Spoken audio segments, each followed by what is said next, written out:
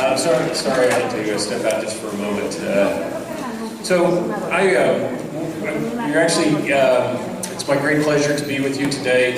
Thank you for coming. This has been a wonderful meeting.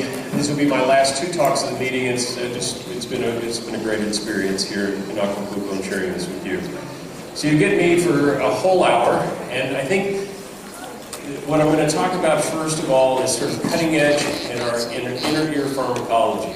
I'm going to try to give you a glimpse, I think, of what the future will look like in terms of treatment of hearing loss and inner ear disorders with new drugs that are coming out. And in order to share that with you, I'm also going to sort of give you a little bit of a glimpse of what we know about the pathophysiology of hearing loss and why hair cells, why inner ear cells die, and some of the things that we can do to stop that. As many of you know, there's been just this tremendous rise in using intratympanic injections, medications. This is just a literature search of articles written on citations for intratympanic therapy, and you can see that intratympanic therapy is definitely, our interest in this continues to rise over the years. And one of the things that's interesting about this is that we've gone from this being a treatment that's primarily done by neurologists or people specialized in ear surgery to intratympanic treatment being something that's commonly performed by general otolaryngologists. I'm curious in the room, how many people in the audience do intratympanic treatment, do intratympanic injections in your office? Right. And I think that what you'll see is over the years, that number will continue to rise as more and more people are doing this, more and more general otolaryngologists are doing this. When I asked that same question in a general meeting in the United States, 80 to 90% of the people in the room raised their hands.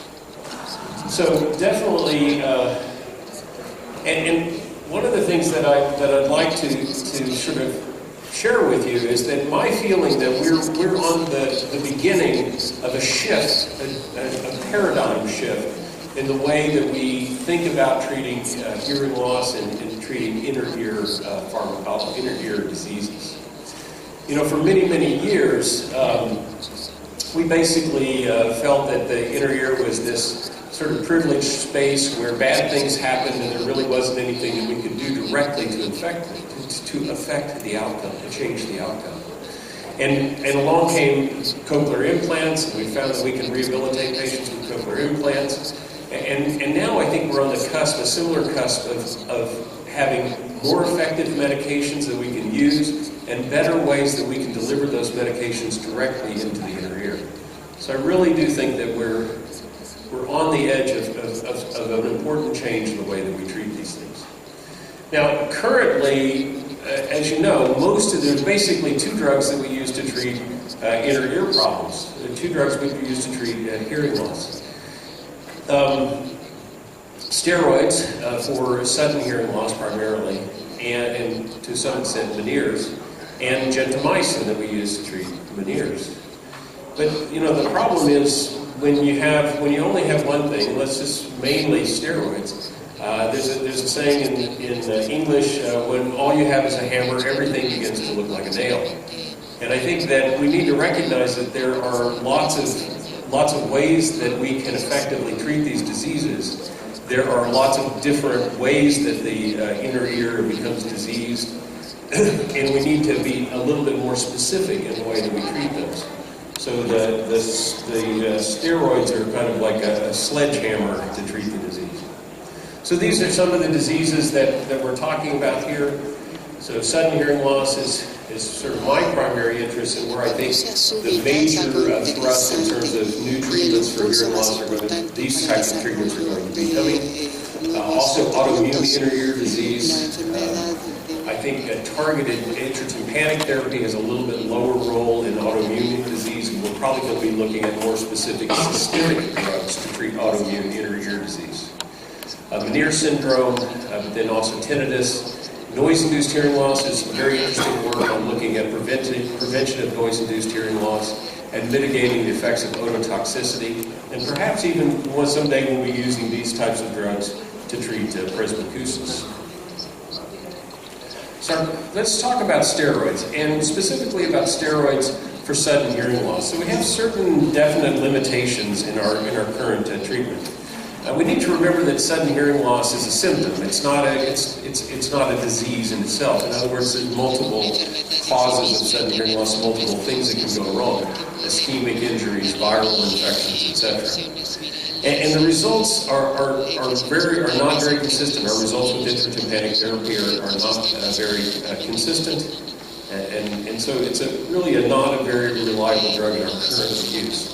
And there's a lot of unknowns about using intratympanic steroids for sudden hearing loss. When should we be giving these? How should we be giving these?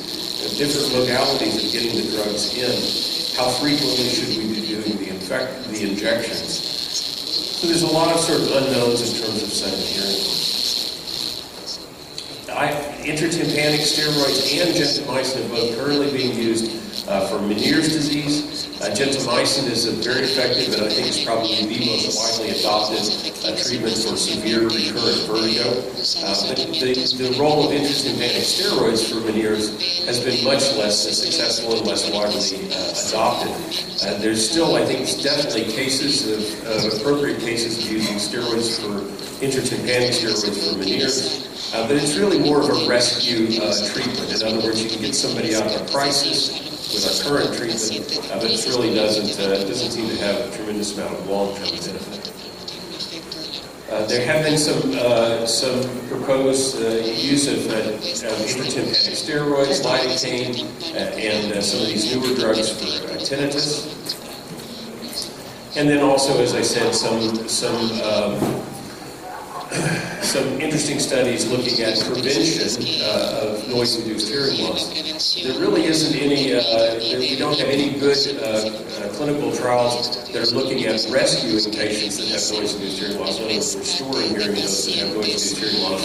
But definitely some of these medications, if given before the onset of noise, you can prevent the hearing loss. And this probably has the strongest application in the military, where you know beforehand that you're going to be in a situation that's going to be a very, very loud and exposure to potentially damaging noise, and you can pre-treat with some of these medications beforehand. Well, so our standard treatment is basically single injection. This is my technique. I make a single myrigotomy opening. Discovered a while back that you can actually take a small IV catheter and connect it to a syringe, and it fits in the end of a barium suction. And this allows me to really get good control of where I'm placing that. I can essentially make a posterior myrigotomy and put this suction all the way down on the round window and slowly fill it up from medial to lateral. So it gives me very good control. My nurse then slowly injects, so my nurse just she does the injection, and I can control the placement of that, the tip of that suction very, very carefully. I then use a pneumatic otoscope to sort of get any extra air bubbles out of the air, sort of burp the bubbles out of the air through the myrigotomy. Well, there's lots of problems with this, with our current technique of doing general single injections like that. We really don't, as I said, we really don't know very much about what's the best timing. Should we be doing these every 3 days for sudden hearing loss? Should we be doing these every 3 days, every 5 days, every single day? Should we be giving a course of a certain number of treatments for everybody? Should we only be treating those until, only the ones that are responding? Clearly, this is better used for salvage therapy, so using this for patients that fail, I would say there's better evidence to support the use of it for patients that fail initial steroids. I do my injections about every 3 to 5 days, repeat an audiogram. I used to do up to 4 injections. One of the things that's clear in the data looking at salvage therapy, so that is treating intratympanic steroids for patients that failed oral steroids. One of the things that's very clear is that if you do not get a response, with each subsequent injections, you have a lower success rate. So for salvage therapy, for these are patients that failed initial steroid treatment, the success of intratympanic steroids is probably in the 30 to 40% range. If you don't get a response on the first injection, then your success rate for the second injection, your effectiveness rate, is probably in the 50 to 20% range. If you don't get a response, then you're down into the less than 10% range. And so I have a conversation with patients after 3 or 4 injections and say, how far do we want to take this? And most patients will call it quits after 3 or 4 injections. So when we're talking about delivering a drug into the inner ear, there are several parameters of this. There are several factors that we need to consider. First is what's called liberation, so placing the drug in the middle ear. And there are some treatments now becoming available that have a sustained release gel, so that the drug is slowly released from preparation in the middle ear, as opposed to just injecting the solution directly into the middle ear, and getting that sort of single dose treatment that we're currently doing. Then the distribution, so crossing the round window, how well does it actually get into the inner ear? And then once it's in the inner ear, how well does it actually get throughout the cochlea? And what we find, what studies have shown, is that really you get most of that drug in the basal turn, and that very little of it actually gets around to the apical turn. And then the drug is eliminated. So how quickly is it eliminated out of the inner ear? How quickly is the drug sort of reabsorbed? And so one of the issues here is, I think when we're talking about intratympanic therapy, one of the issues here is the question about round window block. So we know from pathological studies and just from our clinical experience that there's often membranes around the round window, that often the round window is sort of blocked off by sort of mucous membranes or adhesions around the round window, and those may be significant physical barriers to getting the drug into the inner ear. So many would advocate, if you get a failed response to treatment, or even as a primary, to actually take those patients to surgery, raise the tympanomeatal flap, and remove all of those adhesions, so that you remove those blockades, that tissue that may block the entrance of the drug into the inner ear. My personal feeling is, because I'm doing this primarily as salvage treatment, and I'm already accepting a relatively low success rate, as I said earlier, that I can't really, in my own mind, justify taking patients to the operating room to do this, but many of my colleagues will go to the operating room and lyse adhesions. The second thing that might help us getting drugs into the inner ear is facilitators. So agents that we can mix with the drugs that help to facilitate the transport across the membrane.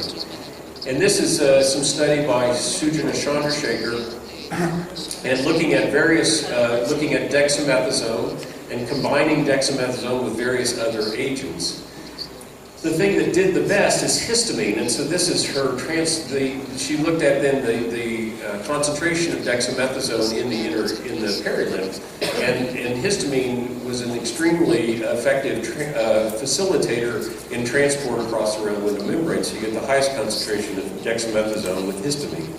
The problem is we're a little bit concerned. We don't really know about ototoxicity with histamine in this use. The next best thing was hyaluronic acid, and hyaluronic acid we do know about ototoxicity. It's basically very well tolerated. Many people will use actually hyaluronic acid when they're doing stapedectomies or cochlear implants to help as sort of a lubricant, and so we know that hyaluronic acid is not ototoxic. So this is a study that we did when we looked at dexamethasone alone, the blue bar, and dexamethasone compared with hyaluronic acid. And what you see is that hyaluronic acid does sort of facilitate transport of dexamethasone into the ear. Now this was actually a gel, and so the other thing we saw kind of a slower release. So the red bars you can see sort of go a little bit further out, but you also notice that these are still in hours, so this is still at 24 hours. With our single injection, so the blue bars, the single injections of dexamethasone, they were basically gone within hours after the injection.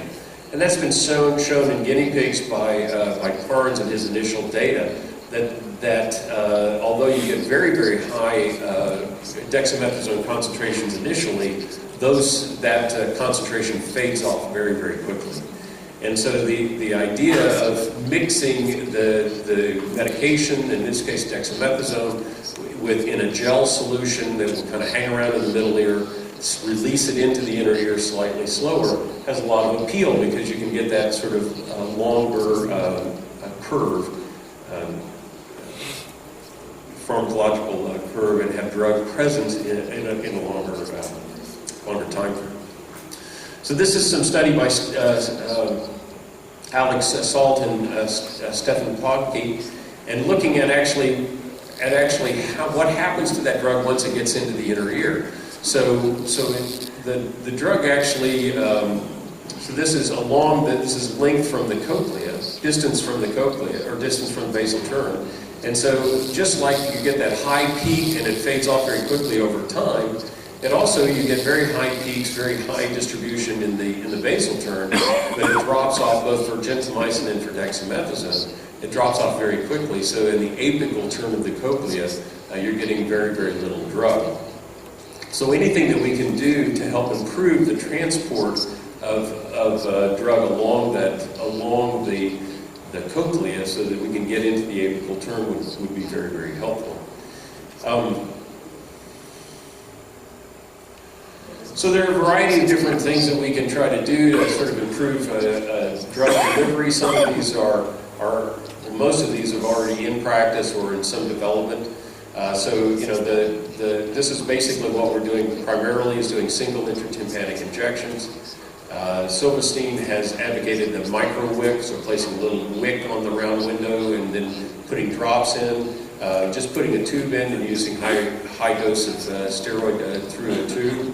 There have been round window catheters have been tried, so you put a little catheter on the round window.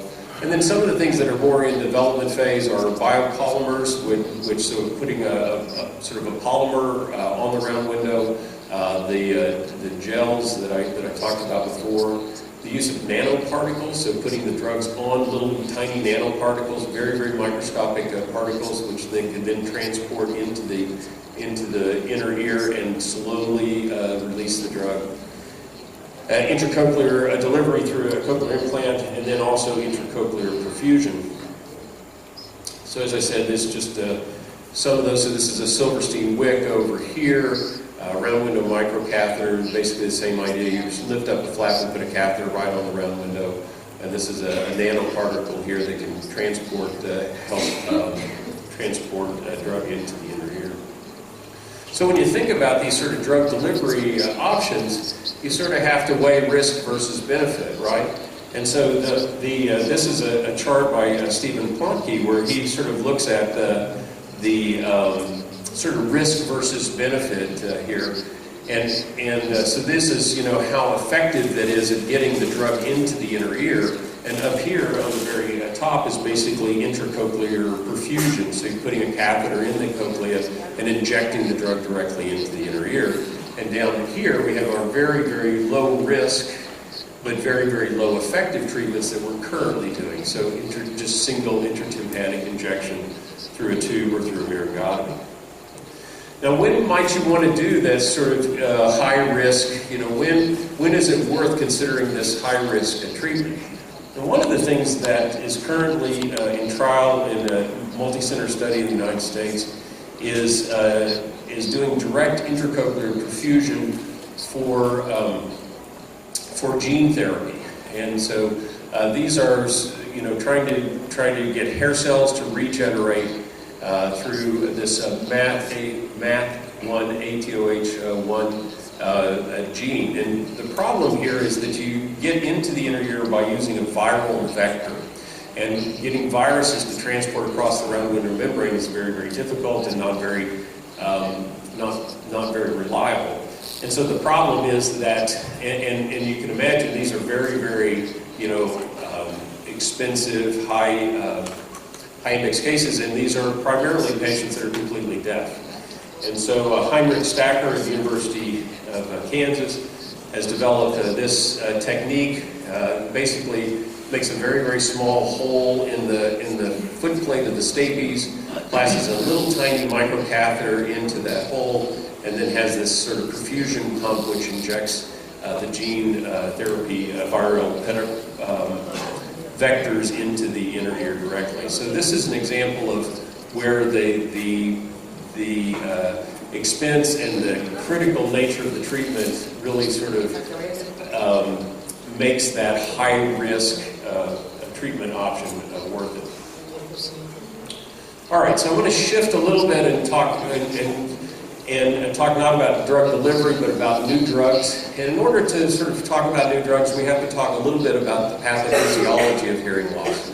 So I'm going to sort of just talk a little bit about just an overview of some of the pathophysiology. We'll talk about some clinical available options.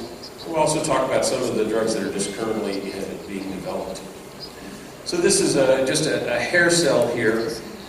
And the idea that, you have this normal hair cell and you have some sort of a trauma. And the trauma could be a variety of different things. It could be an ischemic injury, a viral infection, could be noise, could be ototoxicity, whatever that trauma is.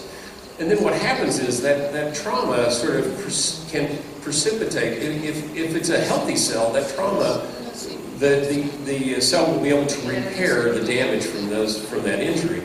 But if the injury is severe enough or the cell is predisposed or unhealthy to begin with, then that eventually leads to cell death. And so what we want to try to do is sort of stop that connection between the trauma and the cell death. And it turns out there's multiple mechanisms for cellular injury, and all of these things are going on in the inner ear. So you have mitochondrial damage over here. You have this influx of calcium, what's called excitotoxicity. You have definitely some oxidative stress. So you have free radicals causing damage.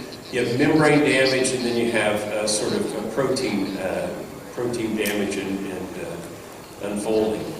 And as I said, what happens here in a normal cell is that basically the cell is exposed to some trauma and it repairs itself. So it can sort of take some of that trauma and repair itself and deal with that. And there's certain mechanisms, intracellular mechanisms that the cell has to do that. But if the trauma is too severe, or if the cell is unhealthy to begin with, then it goes into this sort of cascade of cell death. And they're actually sort of identified two different cascades of this. One's an extrinsic receptor, which is primarily driven by tumor necrosis factor, TNF-alpha. And then this intrinsic factor, which is primarily driven by or started by oxidative stress. And I don't want to really spend time going all of the details of the biochemistry here, but just suffice to say that once that stress is started, once the trauma begins, the cascade of events that follows that they have a lot of shared common pathways. So there are opportunities here to intervene within that biochemical cascade. And one of those things, for example, is in sudden hearing loss or an autoimmune inner ear disease. And what we recognize is that in addition to tumor necrosis factor alpha here, you also have a role for interleukin 1 beta. And so there's interleukin 1 activation here and tumor necrosis factor. And it turns out that steroids are really good at mitigating that tumor necrosis factor, but not nearly as good at mitigating the IL-1 factor. Once that starts, then all of this is sort of the cascade includes these intracellular mediators called junk proteins or NF-kappa beta. So NF-kB proteins. So these are intracellular sort of messages which sort of control that inflammatory cascade that can eventually lead to cell death. And then all of this as I said, is also influenced by calcium channels. So you have this sort of influx of calcium channels through the glutamate channels, which can also lead to excitotoxicity and cell death. So there's a lot of opportunities, as you can see on this slide, through steroids, the antioxidants over here, through some other specific drugs to sort of include to treat the IL-1 receptor, and to mitigate that excitotoxicity, or to block the junk proteins within the cell. And this is a slide that I developed a few years ago, which basically just makes the point that this is the cascade for what I just showed you was the pathway, the cascade for inflammatory stress. And this is the cascade for ischemic stress. And what you see is it's basically the same thing. So you have that influx of calcium, you have free radical formation over here mitigating all of that, and the intercellular mechanisms are very similar. So there's common pathways between these. And as I said, you can have things that can predispose you to injury. And one of those things very interesting is the PDE5 inhibitors. And these are the erectile dysfunction drugs, like Viagra and Cialis and those drugs.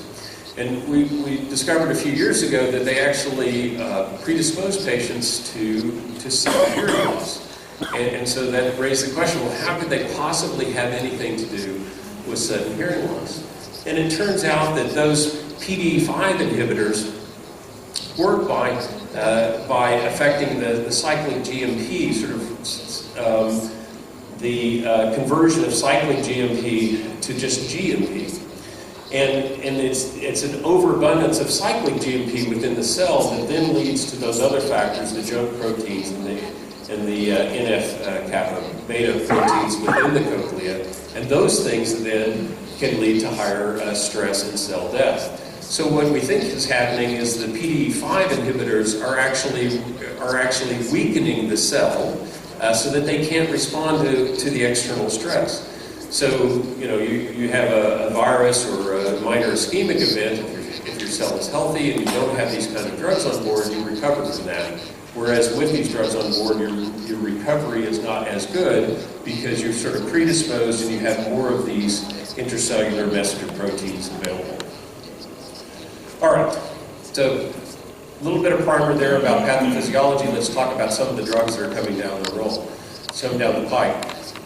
Antioxidants, we're going to talk a little bit about LNAC and about some of the work that's being done at the University of Miami by Adrian Nishagi in developing a multi-drug therapy for ear trauma, or inner ear trauma. We'll talk about AM-111, about AM-101, which is a blocker of the excitotoxicity. We'll talk a little bit about we'll talk about IL-1. So there's a lot of, the point here is that there's a lot of things that are sort of coming down the pike that are available. This is just another version of what I was showing you before, where you have tumor necrosis factor up here, you have excitotoxicity with calcium channels up here, and the point here is that there are lots of ways that we can influence this. So antioxidants up here sort of stop that oxidative stress. The AM-111 stops that junk, as it blocks that junk protein. So dexamethasone over here works on the initial tumor necrosis factor and has some intracellular effects as well. So there's a variety of different opportunities to sort of intervene in this. These are some of the drugs that are currently being either tested in clinical trials or being tested in either human or animal models. And you can see the point here is that there's a wide variety of different things. RS, probably two of the biggest leaders in this are RS Medical and Autonomy. Autonomy is mainly focusing on these sustained release gels. They're more focused on drug delivery than new drug development. RS Medical is coming out with some very innovative new drugs. So antioxidants, this is some of the antioxidants. The one that we're going to really focus on is LNAC, because we've got more data on N-acetylcysteine. So N-acetylcysteine was developed, or this work really started with the prevention of noise-induced hearing loss in the military, as I alluded to earlier. So Michael Hoffer,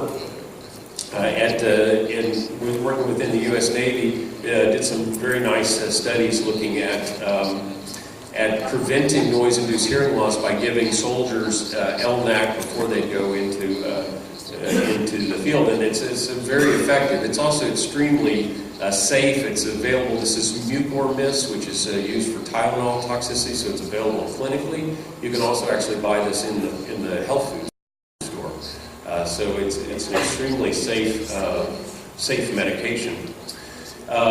Simon Angley in Miami did some very interesting work looking at sudden hearing loss, and sort of mixed results. So when he looked at the sort of overall response, that is, how many patients got back to normal hearing, he saw a difference, but when he looked at actual hearing levels, looking at all comers, there was no significant difference other than at 4,000 hertz. So, I think most of us feel like LNAC is inexpensive. It's over the counter, as I said, and if I see patients early on with sudden hearing loss, I'll often talk to them about taking LNAC for a week when they first start treatment. Part of the problem with LNAC is that it's sort of poorly. It gets into the inner ear very poorly, and so if you take it systemically, the concentrations in the inner ear are not consistent or very high. And so it might make sense, for example, to put LNAC in intratympanically so you can get higher concentrations. And Adrian Nishragi and the other colleagues at the University of Miami are actually studying that, combining LNAC with dexamethasone and also mannitol. And so they have developed this sort of tri-therapy, combination therapy for intratympanic use. They have a small cadre of patients that they've done this in, and the results I think are still pending. The problem is in sudden hearing loss is such a variable results. You really need to have large groups of patients to show effectiveness. But what he has done is he's looked at this in an animal model, and the trauma that they're studying in this particular animal model is cochlear implant insertion trauma. And these bars over here show the effectiveness of any of all of those, or of those three components: mannitol, dexamethasone, or LNAC used independently. And this bar is the combination therapy, the so-called Miami cocktail. I don't think that they call it the Miami cocktail, but I think many other people do. So using those three agents together, at least in this animal model, was much more effective than any one of the three agents alone. All right, so next I want to sort of shift a little bit and talk about that other inflammatory pathway. So we talked about that steroids are very effective against tumor necrosis factor, that receptor, that inflammatory pathway. But you have this other pathway, the IL-1 beta pathway, and this is the one that I showed you over here. And one of the drugs that's very effective for this is anakinra, or anakinra. So it turns out that when you look at the steroid responders for sudden hearing loss, when you look at the IL-1 beta levels for those patients, when you look at tumor necrosis factor levels for those patients, the ones that respond have statistically higher levels, significantly higher levels of tumor necrosis factor than the non-responders. And so what we think is that the ones that are responding to steroids are primarily going through that TNF-alpha pathway, and that the ones that are not responding are probably ones that have more of an IL-1 beta pathway.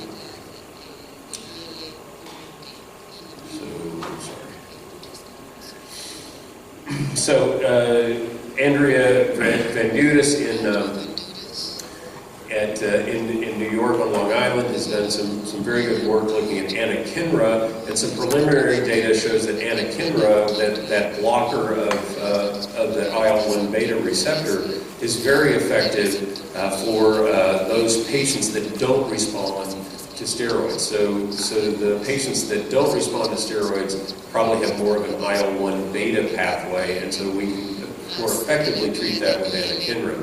Now the problem is anakinra is an extremely expensive drug that's developed primarily for sort of rheumatological disease, and so the treatment is not trivial.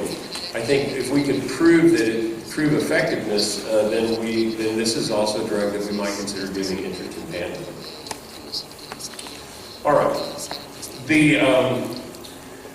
The next sort of class of drugs are the JNK inhibitors. As I said previously, that sort of the JNK proteins here sort of mitigate or sort of central within this cascade, and so if we can block them at that level, then we can perhaps get better outcomes. The drug that's currently being developed for that is AM-111. This is an RS medical drug. They are currently, we're doing a randomized control trial looking at AM-111 versus placebo. I think the recent trial was actually discontinued. We're hoping that we'll restart that. This is to be used intratympanically, so using a JNK inhibitor intratympanically. And then the other way that we can affect the treatment is by by stopping that excitotoxicity, that calcium channel, so we can block those calcium channels. And there are a variety of drugs that are available for this. The one that's commercially available is AM-111, also by RS Medical. So it blocks that calcium channel, so you can shut down that calcium influx that causes that excitotoxicity. It was actually, I remember this as I was putting my slides together, when I gave this, I mentioned this, I think, at a previous meeting here in Mexico, and there's somebody, and I don't recall who it is, but somebody came up to me and said that they'd actually been using this other drug, MK-801, intratympanically here in Mexico. So I think that's really important data. If we can get that published, it's very, very helpful. MK-801 is an extremely effective calcium channel blocker, and so it's very effective in aminoglycoside toxicity in animals and saving those cells. But the problem is it's extremely toxic, and so it has a lot of toxic effects, which really prohibited systemic use in humans. So already, as I mentioned, there's a variety of different things. Some things I'm not even going to begin to talk about down here: transport inhibitors, protein pump inhibitors, and other calcium channel blockers. So in conclusion, I think that there are a lot of remaining questions about intratympanic therapy. The drug delivery to the inner ear is very complex. I think we have a lot of opportunities to improve drug delivery and to try to get drugs throughout the entire cochlea, not just in a basal term. We can use facilitators and other these sustained release preparations I think have a lot of promise for future treatment. There are multiple opportunities to intervene pharmacologically within this cell death cascade, and so there are a lot of new drugs coming down coming out soon, and in clinical trials. I've just given you a glimpse of a few of those drugs. I think in another 5 years we'll be much more specific in our treatment intratympanically and systemically for hearing loss.